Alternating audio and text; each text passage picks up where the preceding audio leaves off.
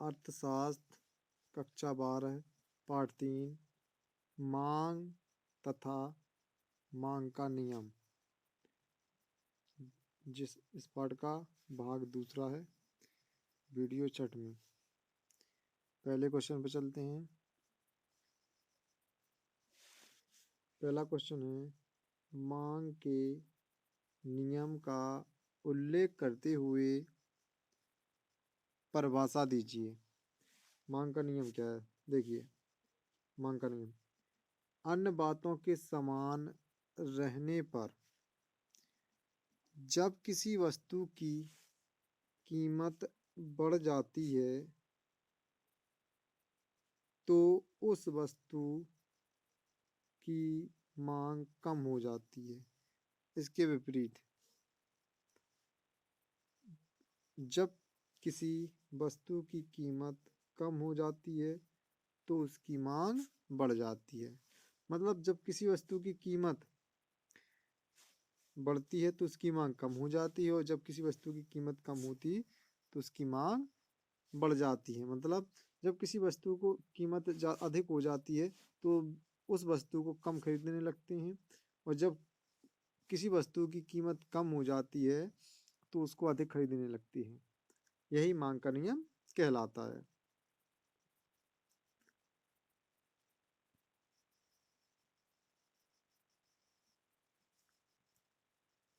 ठीक है, तो मतलब किसी वस्तु की कीमत अगर कम हो रही तो उसकी मांग बढ़ जाती है, और जब किसी वस्तु की कीमत बढ़ जाती है तो उसकी मांग कम हो जाती है। यही मांग का नियम कहलाता है। इसकी परिभाषा दी है प्रोफेसर मार्शल के अनुसार। मांग की जाने वाली मात्रा वस्तु की कीमत गिरने के साथ बढ़ती है, और वस्तु की कीमत बढ़ने के साथ गिरती है। ये प्रोफेसर मार्शल ने मांग के नियम की परिभाषा दी है। चलिए पहले और अगले क्वेश्चन पे चलते हैं। यह मांग के नियम की विशेषताएं। मांग के नियम की विशेषताएं अलग से भी पूछा जा सकता है, भाई मांग के नियम का अर्थ और उसकी विशेषताएं लिखिए। तो इसकी मांग के नियम की विशेषताएं क्या है कि भाई इसका तो मांग के नियम की प्रमुख विशेषताएं निम्नलिखित हैं। पहली विशेषता है अन्य बातें समान रहने पर ही यह नियम क्रियाशील होता है। अन्य बातें होती क्या है? जैसे किसी व्यक्ति की मानसिक स्थिति सही हो, किसी व्यक्ति की आय ना बड़ी हो, मतलब सिंपल साधारण तरीके से। तो यही कहा गया है कि अन्य बातें समान। अन्य में फैशन वगैरह ये चीजें आ जाती हैं। दूसरा नंबर है मांग और कीमत में विपरीत संबंध पाया जाता है। विपरीत का मतलब है उल्टा, अपोजिट संबंध पाया जाता है। तीसरा है मांग का नियम मांग और कीमत में अनुपातिक संबंध स्थापित नहीं करता है। अनुपातिक मतलब है प्रतिशत प्रतिशत संबंध स्थापित नहीं करता है। तो ये थी भाई मांग के नियम की विशेषताएं। अगला चलते हैं। अब है मांग के नियम की मान्यताएं। मान्यताएं क्या है? ध्यान देना। मांग के नियम की मान्यताएं निम्नलिखित है। पहला है उपभोक्ता की आय में कोई परिवर्तन नहीं होना चाहिए। मान्यताएं का मतलब है कि भाई ये मांग का नियम, इन अगर ये चीजें नहीं होंगी तो यह नियम लागू होगा, ना तो नहीं होगा। देख क्या कह रहे हैं, उपभोक्ता। उपभोक्ता भाई किसे कहती हैं? तो उपभोक्ता आप सभी लोग हैं। किसी भी वस्तु का प्रयोग, ठीक है, किसी भी वस्तु का प्रयोग करना ही उपभोग कहलाता है, और जो उपभोग करता है, प्रयोग करता है, उसे कहते हैं उपभोक्ता। उपभोक्ता की आय में कोई परिवर्तन नहीं होना चाहिए। अगर किसी उपभोक्ता की आय में परिवर्तन हो जाती है तो क्या होता है, हो जाता है परिवर्तन, तो वह आय बढ़ गई। तो किसी भी कीमत, अगर किसी वस्तु की कीमत बढ़ जाती है, ठीक है, कीमत, तो क्या होगा कि वह बढ़ती कीमत पर खरीदता है। कब? जब उपभोक्ता की आय बढ़ जाती है। तो यह नियम वहां पर लागू नहीं होगा। नियम क्या है किसी भी वस्तु की अगर कीमत बढ़ जाती है तो उसकी मांग कम होनी चाहिए, और जब किसी वस्तु की कीमत कम हो जाती है तो उसकी मांग बढ़नी चाहिए, मतलब ज़्यादा बिकना चाहिए। तो यह जब उपभोक्ता की क्या आय बढ़ जाती है तो वो महंगी चीज़ें खरीदने लगता है, इसलिए यह नियम लागू नहीं होता है। दूसरा नंबर है उपभोक्ता की रुचि आदत फैशन में कोई परिवर्तन नहीं होना चाहिए। अगर भाई फैशन आ रहा है या उसकी आदत या उसकी रुचि इच्छा है तो यह नियम मतलब मांग का नियम लागू वहाँ पर नहीं होगा, क्योंकि फैशन में कोई वस्तु आ जाती है तो भाई उसकी कीमत बढ़ने पर भी लोग अधिक खरीदते हैं। तीसरा है वस्तु की किस्म में कोई परिवर्तन नहीं होना चाहिए। किस्म मतलब क्वालिटी, तो इसमें भी परिवर्तन नहीं होना चाहिए। पूरक वस्तुओं के मूल्य में कोई परिवर्तन नहीं होना चाहिए। इसके पहले हम आपको पूरक वस्तुएं समझा चुके हैं। अगला, वस्तु समाज में प्रतिष्ठा प्रदान करने वाली नहीं होनी चाहिए।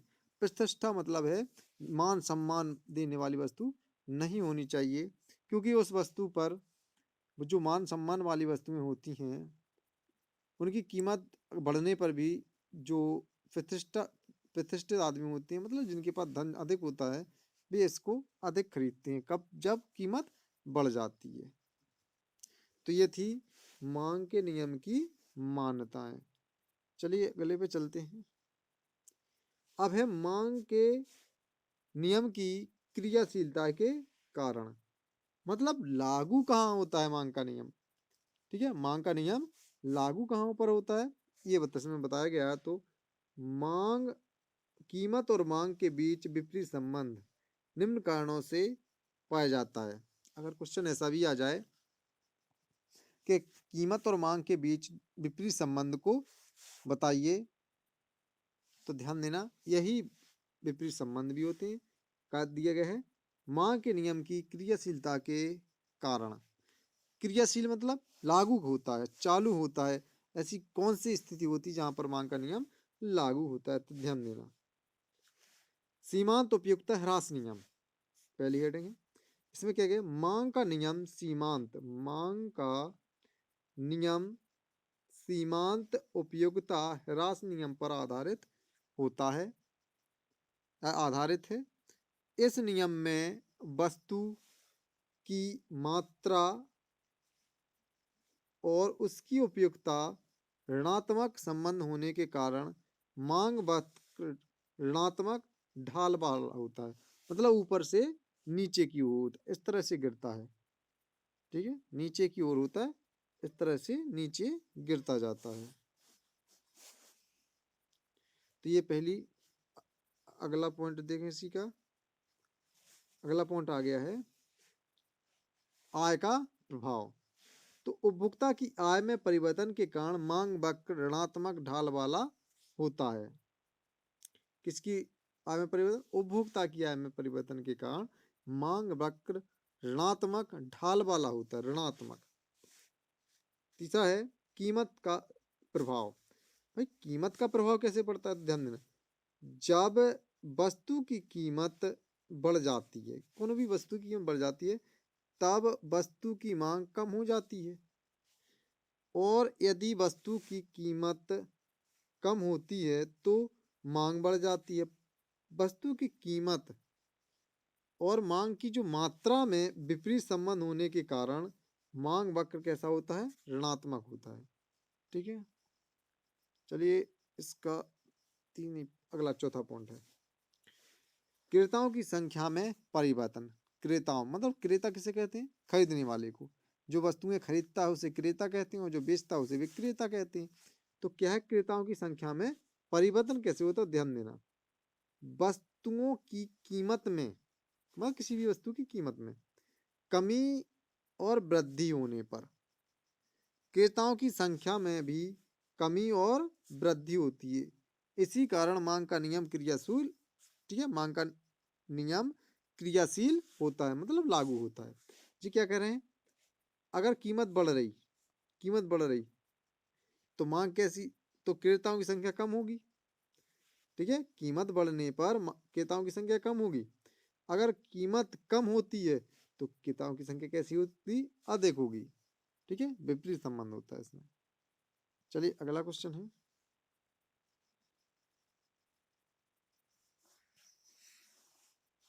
हाँ अगला क्वेश्चन, इसमें क्वेश्चन नहीं बना पाए, ध्यान देना, ऐसी मौका सुनना।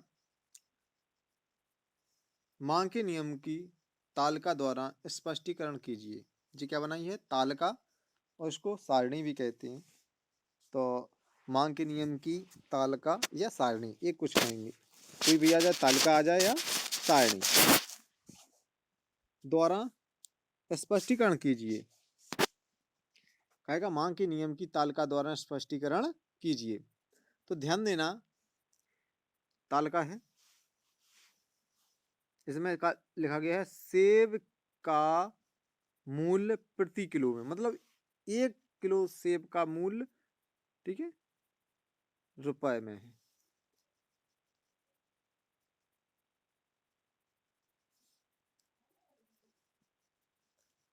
हाँ तो ध्यान देना, सेब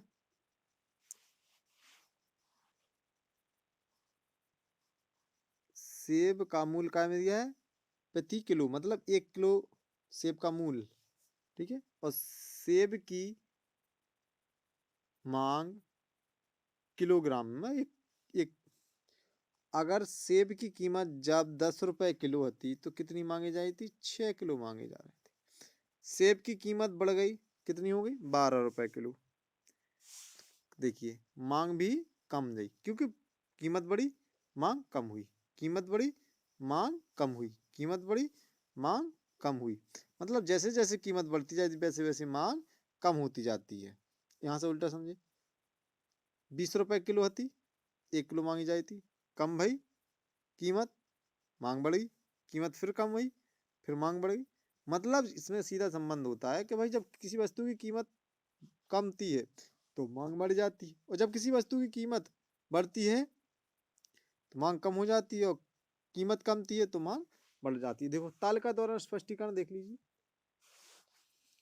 उपर्युक्त तालिका में जब सेब का मूल्य 14 रुपए किलो, कितनी है, 14, तो कितने किलो है, तब उपभोक्ता द्वारा, मतलब किसी व्यक्ति द्वारा, उपभोक्ता द्वारा, ठीक है, उपभोक्ता द्वारा सेब की मांग कितनी की जा रही है, 4 किलोग्राम है, 4 किलोग्राम की जा रही है। और यदि सेब का मूल्य, क्या, सेब का मूल्य बढ़कर 16 रुपए किलो हो जाता है, देखो बढ़ रहा है, 16 रुपए किलो हो जाता है, तब मांग घटकर 3 किलोग्राम रह जाती है। देखिए मांग 16 हो रही तो मांग घट रही है 3 किलो। अतः उपर्युक्त तालिका से स्पष्ट है कि जब वस्तु की कीमत बढ़ती है तो उसकी मांग कम हो जाती, क्या करें, कीमत बढ़ती है तो मांग कम हो जाती है, और जब वस्तु की कीमत कमती है तो क्या होता है, कम हो जाती है, तो मांग, उसकी मांग कैसी होती है, बढ़ जाती है, मांग बढ़ जाती है। ये तालिका द्वारा जी स्पष्टीकरण है, या व्याख्या कर सकती है, ये आपकी तालिका या सारणी है। चलिए अब चलते हैं, ये था देखिए स्पष्टीकरण वही। उपर्युक्त तालिका में जब सेब का मूल्य 14 रुपए प्रति किलो है, तब उपभोक्ता द्वारा सेब की मांग 4 किलोग्राम है। यदि सेब का मूल्य बढ़कर 16 हो जाता है तो मांग घटकर कितनी, 3 किलोग्राम रह जाती है। उपर्युक्त तालिका से स्पष्ट है कि जब किसी वस्तु की ठीक है, जब किसी वस्तु की कीमत बढ़ती है तो उसकी मांग कम हो जाती है, और जब वस्तु की कीमत कम हो जाती है तो उसकी मांग बढ़ जाती है। चलिए अगला, ये है आपका रेखा चित्र द्वारा, ठीक है, क्या द्वारा है, रेखा चित्र, मांग के नियम का रेखा चित्र द्वारा स्पष्टीकरण कीजिए। रेखा चित्र ध्यान देना, इसका बिल्कुल सीधा है, एल बनाया, ठीक है, एल बना लीजिए, यहाँ से मांग, मांग नीचे लिख दी, कीमत ऊपर। अब भाई आपने जो तालिका देखी, तालिका में 20 रुपए हती सेब की कीमत तो कितनी मांगी जा रही थी? 1 किलो देख लीजिएगा।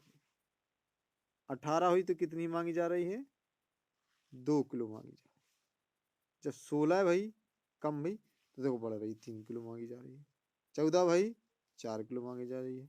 15 हुई, 12 हुई, नहीं 12 रुपए किलो भाई, सो 5 किलो मांगी जाती। जब 10 रुपए और कम गई तो आज 6 किलो मांगी जाती। ये था मांग वक्र।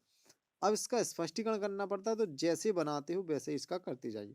सबसे पहले उपर्युक्त रेखा चित्र में देखो, रेखा चित्र ओ एक्स, मतलब ओ और एक्स रेखा क्या दे रहा है? सेब की मांग। देख लीजिए आपने, ओ एक्स रेखा पर सेब की मांग, ओ एक्स रेखा पर सेब की मांग। अब दे रहे हैं ओ वाई, ठीक है। देखिए ओ वाई रेखा पर सेब की कीमत को दर्शाया गया। देखो लिखिए सेब की कीमत प्रति किलो में, कीमत यहाँ है, सेब की मांग यहाँ है। अब दे रहे हैं आगे, जहां डी डी मांग वक्र रेखा है। देख लीजिए जी है आपकी डी डी, जो मांग वक्र की रेखा है। चलिए ऐसा बन गया। रेखा चित्र को देखने से स्पष्ट होता है भाई कि जैसे जैसे मूल्य घटता जाता है, ठीक है, जैसे जैसे मूल्य घटता जाता है वैसे वैसे सेबों की मांग बढ़ती जाती है। देखिए मूल्य ऊपर से घट रहा है, 20 18, तो देखो 20 पे 1 किलो मांगे रहे थे, 18 पे 2 किलो, तो बढ़ रही है संख्या, मतलब जे नीचे आएगा और जे संख्या बढ़ेगी। अगर जे ऊपर गया तो जे इस साइड से कम आएगा, तो कीमत बढ़ जाती है। ज्यों ज्यों मूल्य बढ़ता है मांग घटती जाती है। मांग वक्र में दाएं से बाएं नीचे की ओर गिरने की प्रवृत्ति होती है। दाएं, दाया ये है, दाया ये अपना बाया, तो नीचे की ओर गिरने की प्रवृत्ति होती है। ये है रेखा चित्र द्वारा मांग के नियम का, ठीक है, स्पष्टीकरण या मांग के नियम।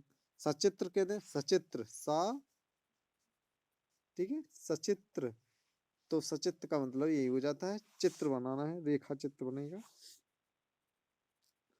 चलिए अगले क्वेश्चन पे स्पष्टीकरण देख लीजिए उसी का, रेखा चित्र का।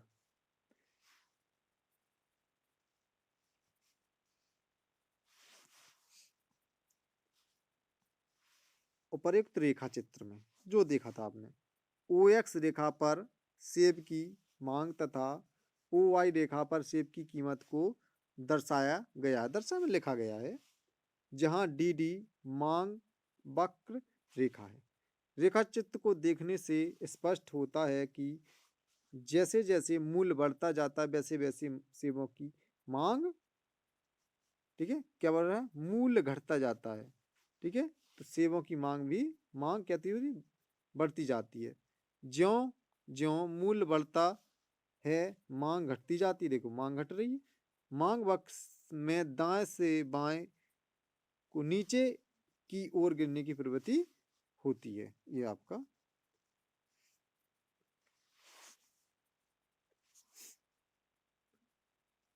ठीक है। आज के लिए यही, लाइक और शेयर करते रहें।